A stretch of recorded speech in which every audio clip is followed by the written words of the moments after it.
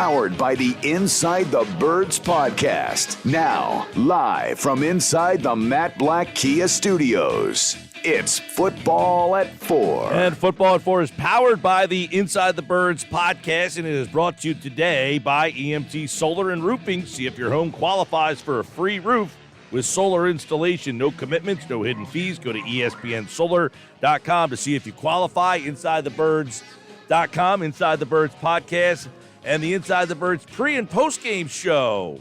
Adam Caplan is here as a Football at 4 Friday edition is on the air, and he joins us now on the Sports Bash. Another edition of Football at 4 on a Friday. Adam, what's going on, man?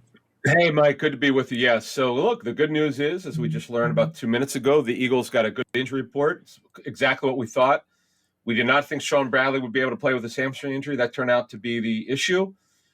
We thought all along Quez Watkins would be fine to play with his shoulder injury, though he didn't finish last week's game. I don't know that he couldn't have come back last week, but they didn't need him to come back. And Kaiser White was okay. He actually, from what we understand, he was fine in the locker room after the game, and he took a lot of reps this week, so he'll be good to go. But the Sean Bradley one is big because he's one of the best special teams players, which would probably mean, once again, that they'll bring Ellis off the practice squad. I would think that is almost a lock.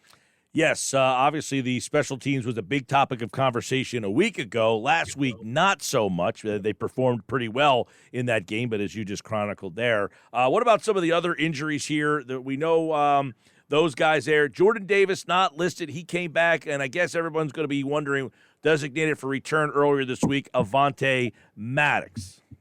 Yeah, it's really interesting. Jordan Davis, so what happened was on one of his – he only had 6 snaps on defense. On one of his 6 snaps, he pointed to his right leg. He kind of collapsed. Where if you folks who get the ability to watch the coaching tape, I saw it. I was told about it, and I wanted to see it for myself. So I looked at it. I'm like, wow, that doesn't look good, which made it such a surprise that he's not listed on the injury report at all this week with a high ankle sprain. Now, just to understand, folks, a true high ankle sprain cannot heal in 4 weeks. It takes 6 to 8 at least. It doesn't mean you can't play on it. It just means you're going to deal with some symptoms. But the fact of the matter is he's not on the injury report. That means he will be 100% available to play. Doesn't mean he'll play a lot, and they don't need him to play a lot because Joseph right now, Linval Joseph, is very key to the run defense because they got such a big lead. He didn't have to play very much. And as you know, they completely shut down Derrick Henry in the Titans running game. So, look, they're in great shape here. Now, a couple things here with Avonte Maddox. He worked well this week. They will have a walkthrough tomorrow. Late morning is usually when they do it. Unless he has a setback, the chances are that he will be activated for this game. And he made it clear. He talked to the media twice this week. I guess the last time, I don't know if it was today or yesterday, but apparently he said he feels right. He feels good because he didn't want to make a commitment until he saw how he practiced. And he practiced well. So things are trending well. And then they could get Goddard back next week. The Eagles have done such a good job of planning out, putting the guys on IR at the right time and all that. So, and Goddard already told the media last week that he got the sling off. He felt like he'd be ready to go in Week 15 against the host Bears. So we will see what happens next week. Let me ask you about Maddox real fast in terms of what he brings back to this team. You know, what Maddox means to this defense. Josiah Scott, I think if you watch the tape, you would say, he didn't play terribly, but teams, I think, did kind of look for him on the field a bit.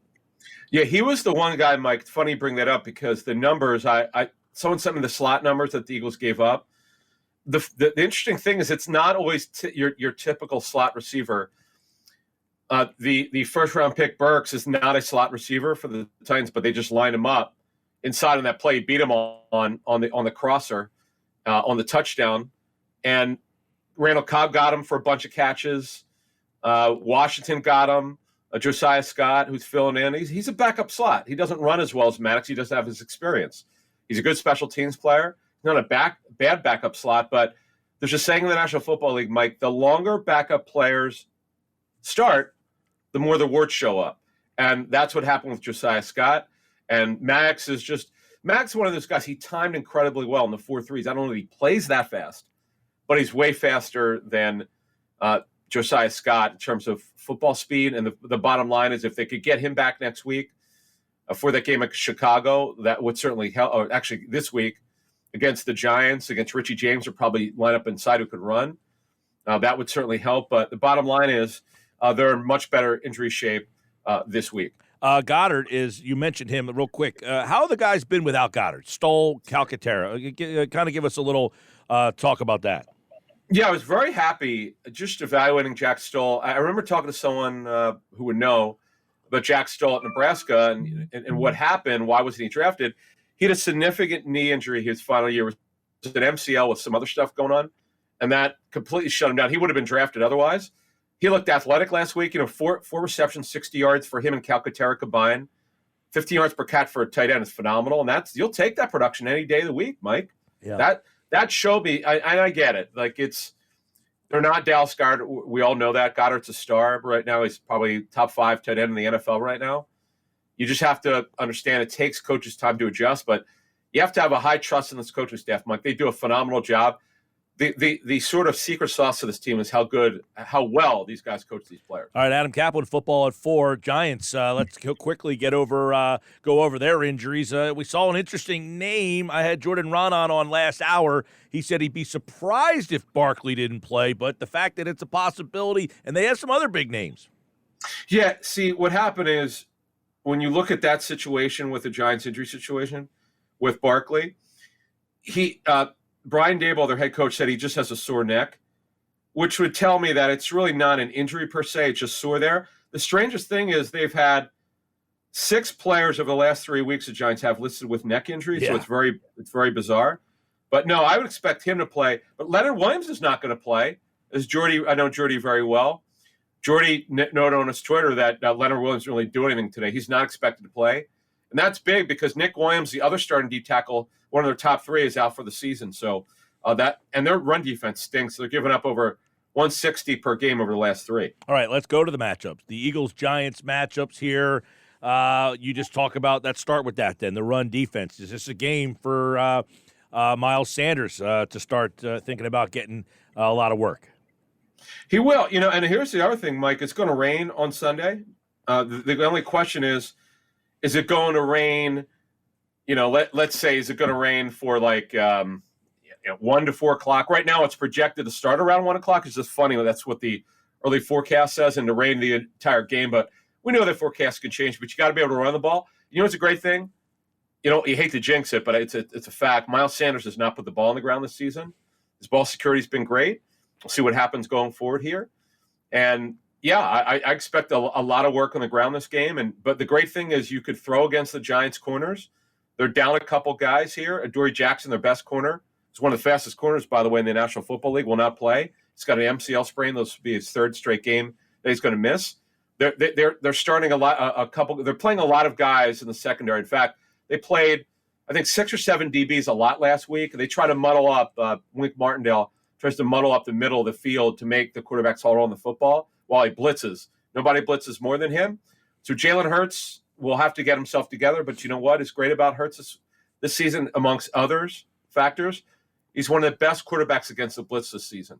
He's come a long way, Mike. We don't have an hour to talk about this fact, but he's come I counted 6 different areas where he's gotten better, significantly better, as a matter of fact. Against the blitz, he wasn't bad last season, but he's now one of the top quarterbacks against the blitz. But again, so many areas where he's improved. By the way, Wink Martindale, as you mentioned, Eagle fans would love him if he was a D coordinator. He blitzes a heck of a lot. Heavy man coverage. This feels like an Eagles offensive coordinator's dream kind of. Man coverage, a lot of blitzes. I can run the ball on you. It's almost pick your poison. Yeah, in fact, when you're playing, also it's good for running quarterbacks like Hurts because when you're playing man coverage, that means the corners have their back to the quarterback. They just the way that they're aligned, so they're not going to really notice the guy running. So yeah, you have less man and playing the run. In fact, you saw what happened last week with the Eagles corners. The Eagles corners played the run last week.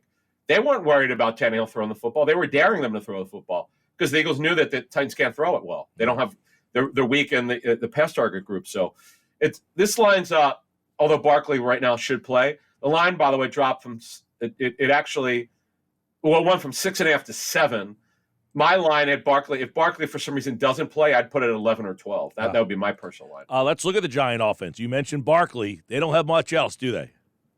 No, they're down 4 receivers right now. They're the top three are not there anymore. Really, Kenny Galladay will be available. They don't really use him. Their slot receiver, Wan'Dale Robinson, towards the ACL. He's out for the season. Sterling Shepard's out for the season. He's had back-to-back injuries, ACL and torn Achilles. I feel so bad for him. Galladay, they don't really want to use. They'll cut him after the season. They'll cut him by March, if not before that. It's been a disaster this season. And then, of course, Kadarius Toney was going to be their Z receiver. As you know, he was hurt, and they traded him to the Chiefs. So they've got trouble moving the football. Because they've got a good scheme and good coaching, Mike, they just do enough every week to stay in it, and that's why somehow they're 7-4-1. Yeah, they were 6-1 at one point, 1-3-1 over the last 5 games. Of course, they tied last week against Washington. Then they play Washington next week. So while I understand Washington's probably a better opponent for them, they got 5 games left. They got to figure out a way to win 2, and I would say 2. I don't know, maybe does 8-1 get you in? Do you think? No, I don't. Because when you look at although the NFC is weaker, Washington's going to be right there. Washington's going to fight for the 6 against the Giants, or Seattle, the 7th. They'll compete against them for that spot in terms of just their record overall. And then the sleeper team here is Detroit. And how about the Lions this week being a favorite? They were a dog to start the week. Now they're a small favorite over the visiting Vikings. Yep. So, I mean, look, the Giants have to have a little desperate in them this week. I mean, they have to figure out a way. They have 2 home games left. This is one of them. They play the Colts on New Year's Day. I know there's a tall task for them, but you're probably going to get their best shot right here. Well, but what is their best shot? They're not playing well. They're inconsistent. They've got 2 guys down on the defensive line. They've got issues at cornerback. Xavier McKinney, the best safety, one of the best defensive players, might not return this season due to that ATV accident where he busted up his hand. You just can't make it up. I mean, they're struggling. Well, I guess, Adam, then it's one of those things where maybe they can't beat you, but you can't beat yourself. Yeah, look, the Eagles don't turn the ball over very much. They were the best in plus minus for most of the season. They had that 6 turnover 2-game streak, and now they're much better with it. Now the penalties, we didn't mention that before I get out of here. I'm sure that was knowing these coaches a little bit.